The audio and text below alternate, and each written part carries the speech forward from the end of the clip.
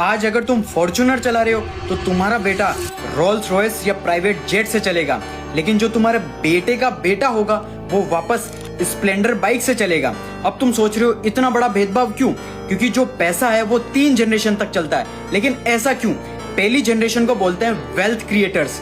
ये वो लोग होते हैं जिन्होंने पैसे की बहुत कमी देखी है, बहुत गरीब बैकग्राउंड से आते हैं, बहुत मेहनत करते हैं और पैसा बनाते हैं। अब इन्होंने बहुत मेहनत करके पैसा कमाया तो ये पैसे की असली वैल्यू बहुत ज्यादा करते हैं। ऐसे लोग तुम्हें महंगी महंगी गाड़ियों में या क्लब्स में पार्टी करते हुए नहीं दिखेंगे। इन्हें ये पता है कि कितनी मेहनत से हमने ये पैसा कमाया, जिसे कि तुम्हारे माँ बाप हो गए या दादाजी हो गए। इन लोगों के पास पैसा बहुत सारा है पर बहुत ज्यादा पैसा बचाते हैं क्योंकि इन्होंने गरीबी देखी हुई है। उसके बाद आती है सेकंड जनरेशन, जिसे बोलते हैं वेल्थ मैनेजर।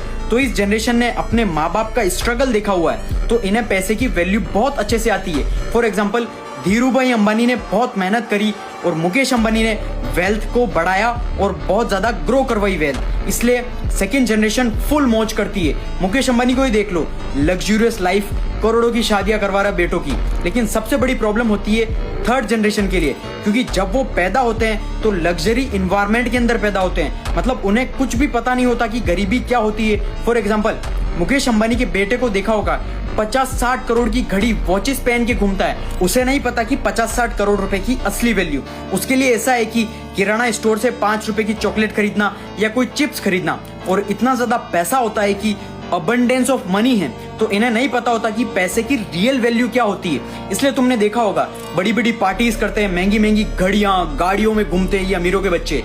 वो ऐसे ही सारा पैसा उड़ा देते हैं, पूरी दौलत पैसा उड़ा के वापस गरीब बन जाते हैं, क्योंकि इन्हें अंडरस्टैंडिंग कम होती है और रियल वैल्यू पता ही नहीं होती। इसलिए थर्ड जनरेशन तक सारा पैसा खत्म हो जाता है। ऐसे और बिजनेस कंटेंट के लिए मुझे फॉलो जरूर कर लेना।